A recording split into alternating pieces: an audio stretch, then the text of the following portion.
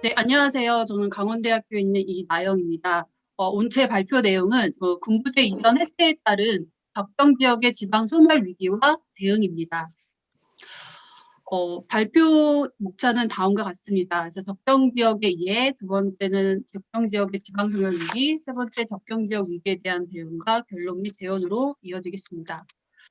먼저 적정 지역에 대한 이해에서 적정 지역에 대한 개념에 대한 설명입니다.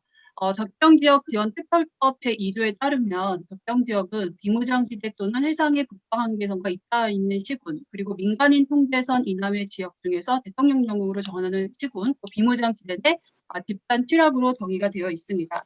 적정 지역이라는 용어는 제3차 국토종합 개발 계획에서 공식적으로 사용하기 시작한 용어고요.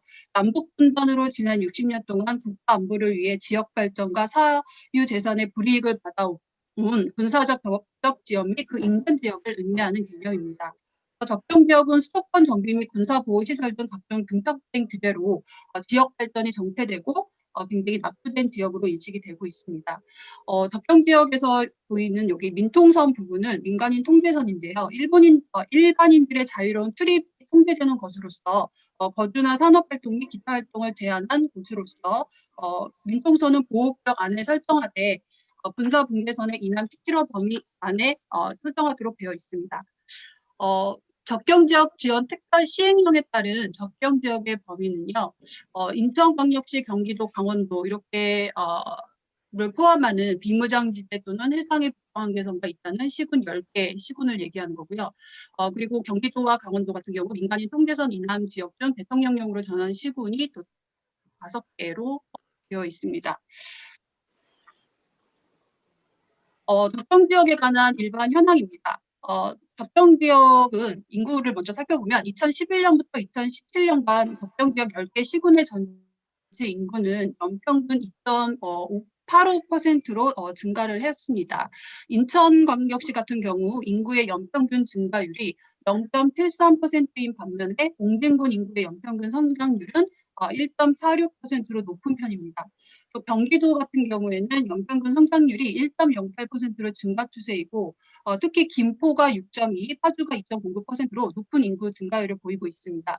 경기도 같은 경우에는 신도시 개발 지역을 중심으로 인구가 편중되어서 적정지 내에서도 지역 간의 양극화 현상이 발생을 하고 있습니다.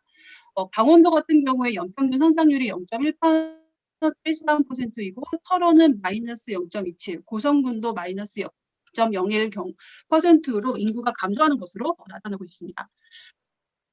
다음은 적정지역의 산업구조입니다. 적정지역 10개 시군의 1차 산업 비중은 파주시가 0.05, 김포시가 0.04%를 제외하고는 전국 평균인 0.08%보다 높게 나타나고 있습니다. 특히 2차 산업 비중은 김포시, 연천군, 양구군이 전국 평균의 14.24% 높게 나타나고 있고요. 또 3차 산업 같은 경우에도 전국 평균인 85.68보다 낮게 나타나고 있는 곳이 파주, 김포, 연천, 양구군만 이렇게 나타나고 있습니다.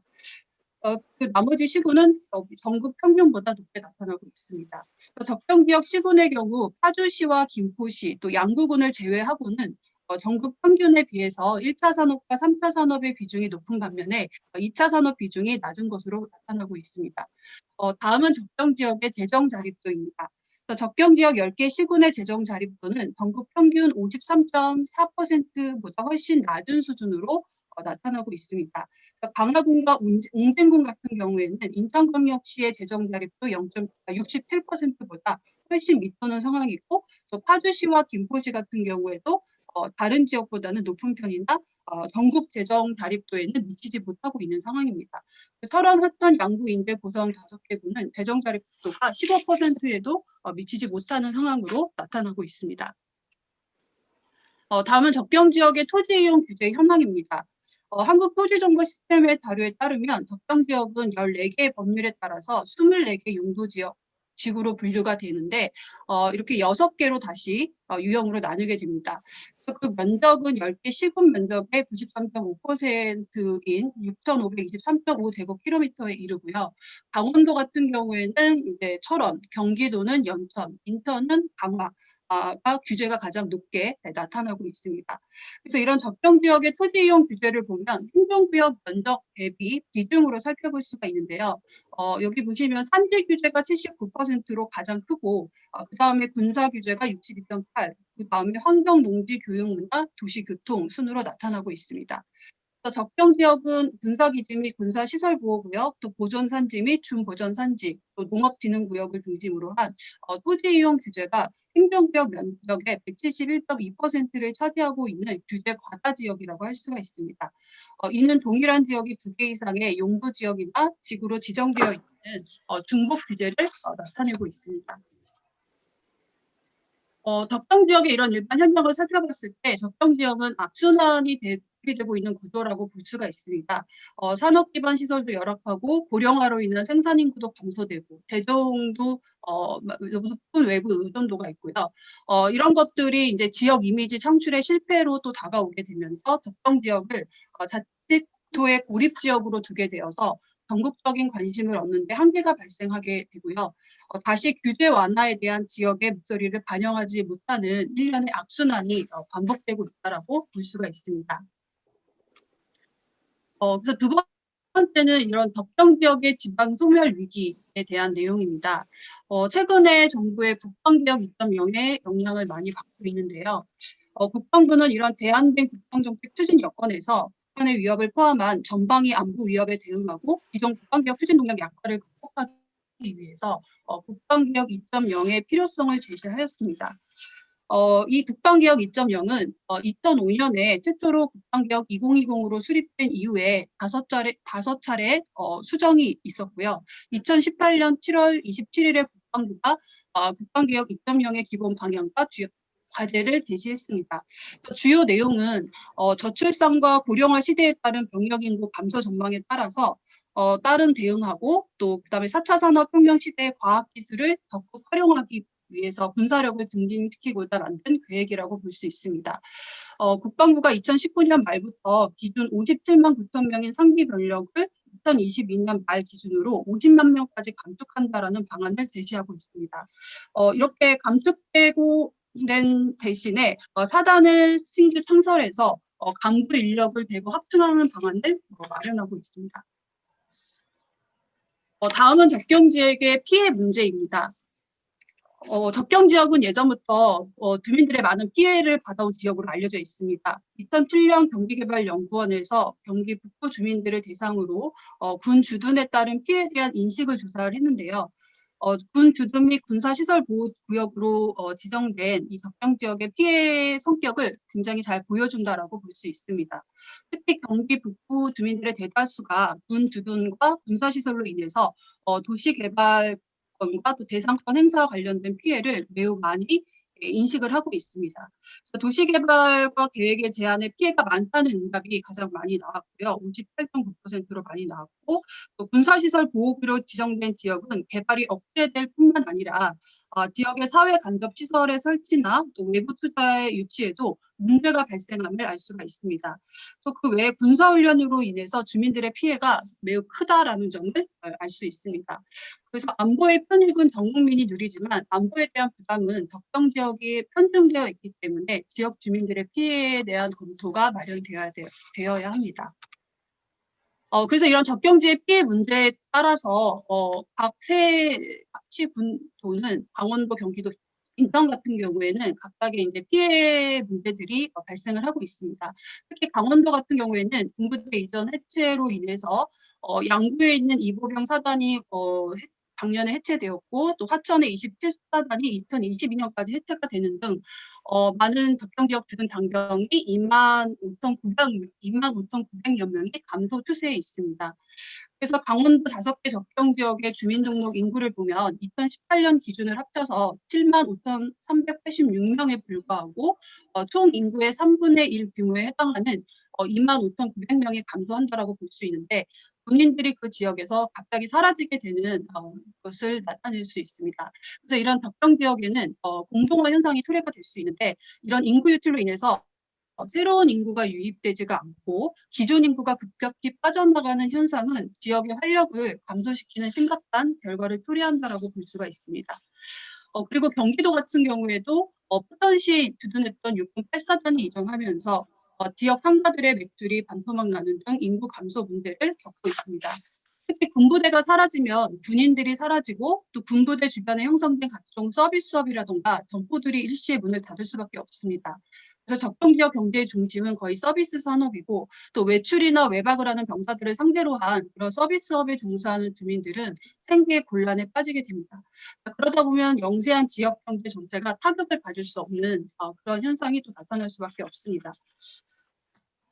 자, 그리고 군부대 재편과 병력 감축, 또 병사 외출 지역 제한 등의 폐지 이런 것들이 또 접경 지역 주민들의 상황을 악화시키고 있고요. 인천 같은 경우에도 이런 요소들을 지금 건의사항으로 제시를 하고 있는 상태입니다. 그래서 접경 지역의 피해 문제에 대해서 각 시군들은 반대를 많이 하고 있습니다. 2019년 12월 4일에는 5개 접경지역 상인 주민들이 1000여 명이 청와대하고 국방부 앞에서 걸기대회라도 한다거나 또 국방지역 반대 상정 집회를 하게 되는데요. 이들은 주민과의 소통 없이 군부대 해체라던가 이전을 일방적으로 추진하는 정부의 국방지역 입점령을 강력하게 규탄하고 그에 따른 피해 보상들을 요구하고 있습니다. 그래서 화천군이나 포천시 일대에도 이런 현수막을 걸어놓고 그 반대 시위를 하고 있고요.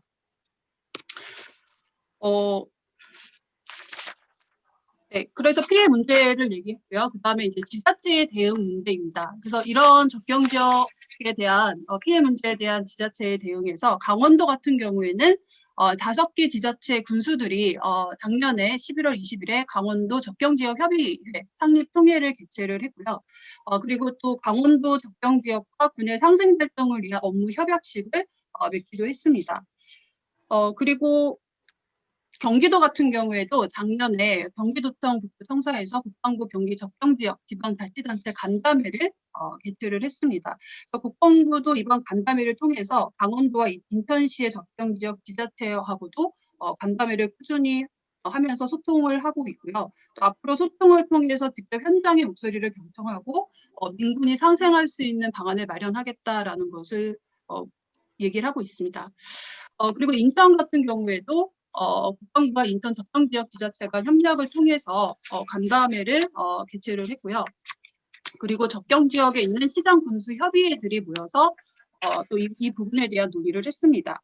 그래서 이 협의회는 접경 지역의 일방적 희생만을 강요하는 국방개혁을 즉각 중단하라라는 국방개혁 대응 그 협의회 공동 성명서를 채택한 모습입니다.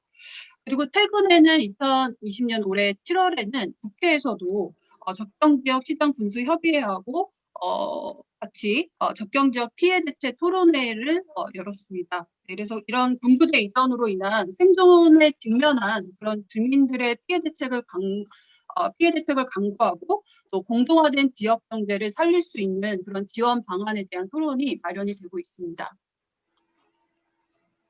그리고 이제 접경지역 관련 법 개정인데요.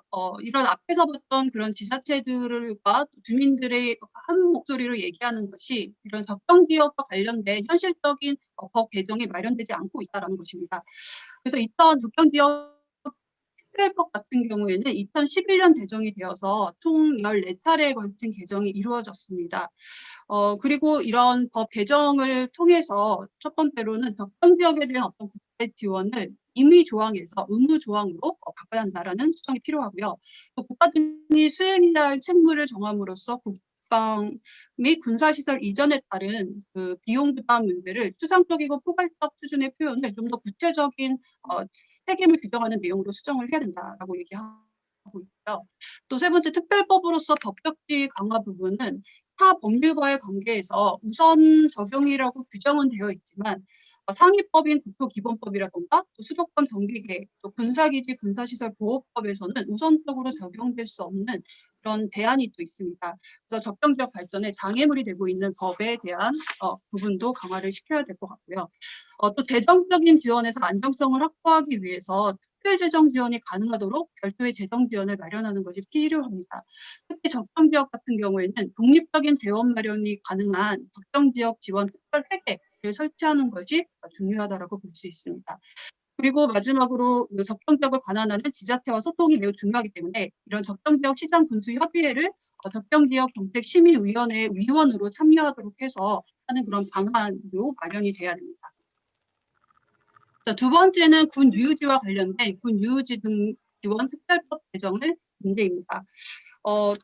지금 접경지역 피해를 최소화하고 지역 인구 유출을 방지하기 위해서 민군 상승을 통한 그런 지속 가능한 방안들을 강구를 해야 되고, 그런 사용 목적이 끝난 군부지를 지자체가 활용할 수 있도록 그런 지원 방안이 담긴 특별법의 제정이 필요한 시점입니다. 그리고 이제 세 번째는 민군 상생의 접경 지역 위기에 대한 대응으로서 이제 민군 상생의 방안의 4가지 모습인데요. 첫 번째는 이제 시군 협력의 군 유유지 실태 조사의 추진 방안입니다.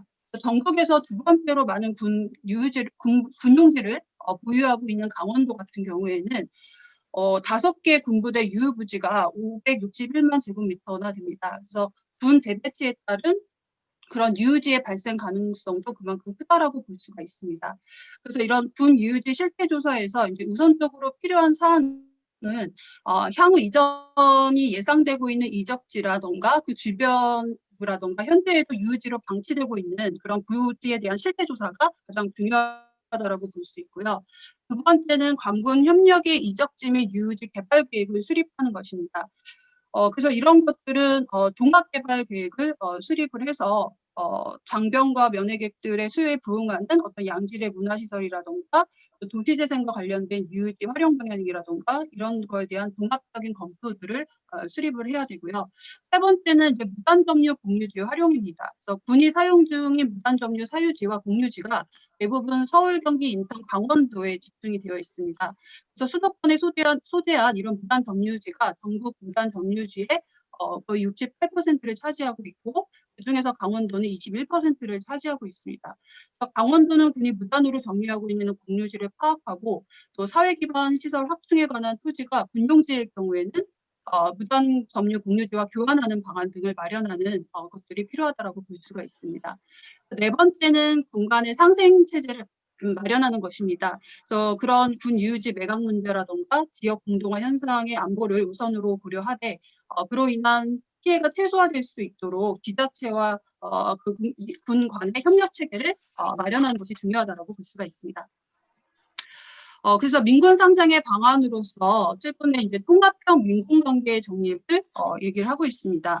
그래서 강원도 접경 지역의 민군 관계 같은 경우에는 민과 군의 분리적인 그런 관계에서 이제는 통합적인 관계로 넘어가는 단계가 되고 있고, 최근에는 민과 군의 분리와 통합이 공존하는 지점에 위치해 있습니다. 그리고 이제 통합적인 민군 관계에 대한 대안으로서 이제 첫 번째가 군사시설 보호구역을 조정을 하는 겁니다. 그래서 지역사 입장에서 이런 군사시설 보호구역의 해제와 완화의 조정이 민군 관계 개선을 위해서 필요한 조건이라고 볼 수가 있고요. 두 번째는 이제 민군 공동의 생활 및 여가 공간을 조정하는 것입니다. 지역사회에도 혜택이 돌아갈 수 있도록 해야 되고, 또 지역이 주도가 돼서 또 군장병에 대한 어떤 교육 지원을 병행해서 군복무 지역에 대한 인식의 변화도 필요하다고 볼 수가 있습니다. 그리고 세 번째는 민군 협력의 전담기구를 조직하는 것입니다. 그래서 민군 간의 어떤 중간 지대에서 상호작용을 할 수 있는 합리적 방안을 모색할 수 있는 전담기구가 설치되어야 된다라는 것입니다. 그래서 이런 적정지역 위기에 대응하기 위해서는 지역 연대 거버넌스 체계가 필요하다라고 볼 수가 있는데요. 특히 강원도, 경기도, 인천 같은 지자체들이 지자체 차원에서 단독으로 실행하기보다는 전체적인 공동 대응 체계를 만들어서 함께 연대해 나갈 필요가 있다라고 봅니다. 이를 위해서 각 지자체 내에서도 유관부서라던가 학술회의, 또 정책자문단체, 시민단체, 지역 안보 정책 포럼과 언론 등이 총망라된 말 그대로 지역 연대 거버넌스 체계를 구축해서 전방위적으로 추진 역량을 강화해야 될 필요성이 있습니다. 네, 마지막 결론입니다. 접경 지역이 이렇게 사회적으로 소외되고 경제적으로 낙후된 공간이라고 인식되고 있고, 최근에는 이제 국방개혁 2.0에 따라서 접경 지역의 지방 소멸 위기 문제들이 발생을 하고 있습니다. 이러한 지방 중소도시 sep대 같은 경우에도 인구 감소와 유휴 시설이 증가하는 축소도시 형태들이 많이 나타나고 있는데, 접경 지역 같은 경우에는 인구 감소와 노령화, 또 지역 공동체 붕괴, 재정 빈약 이런 악순환이 계속 반복되다 보면은 지방 소멸 위기에 도달한다고 볼 수가 있습니다. 이런 접경 지역이 가진 특수성을 고려한 다양한 대응 방향을 마련을 해야 되고요. 특히 접경 지역이 당면한 문제들이 어떤 부정적인 측면은 최소화하고 지역 발전의 새로운 전략을 모색할 필요가 있습니다. 그래서 접경 지역을 단순히 군사적 완충 공간에서 사회 경제적 완충 공간으로 바라봐야 될 그런 시각이 보이고요. 그리고 이런 국방개혁이 지금 저출산 고령화와 관련해서 군의 개혁에 필요하다라고 본다면 구축된 접경 지역의 민군 상생의 틀이 훼손이 돼서는 안 된다고 봅니다. 그래서 주둔군과 지역사회 갈등이 증폭되고 협력과 공급 체제가 깨지는 것은 국방개혁의 목표에도 어긋난다라고 봅니다. 이를 위해서 반드시 지역 주민들의 의견을 수렴하고 동의와 지지를 받은 가운데 개혁이 일어나야 되고, 또 군 구조의 개편이 접경 지역의 산업 생태계를 고려해서 군 유유지 활용이라든가 군 주둔 지역 주민들과 함께하려는 노력이 필요하다라는 것을 볼 수가 있습니다. 마지막은 정책 재현인데요. 먼저 이런 상생의 국방개혁을 추진하기 위해서 필요한 사항은 서로 공개를 하고 인간의 협조 속에서 상생의 가치로 국방개혁을 추진하는 것입니다. 그래서 관련 정보를 공유하고 또 민간 상생 간담회를 통해서 서로 협력하는 방안을 마련하고, 또 민간군의 상생 협의체를 구성해서 실태 조사를 통해서 또 특별 전담 체제를 구성하는 것이 필요합니다. 또 두 번째는 그런 지역 거버넌스를 구성하고 또 통합 컨트롤 타워를 운영할 필요가 있습니다.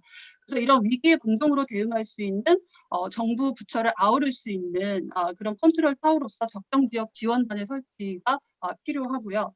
또 세 번째는 이런 부대 병력 감축에 따른 대도적인 어떤 대응으로서 고용 위기 지역을 지정해서 관련법 검토를 통해서 직접적인 피해가 예상되는 지역부터 우선적으로 적용하는 방안이 마련이 돼야 됩니다.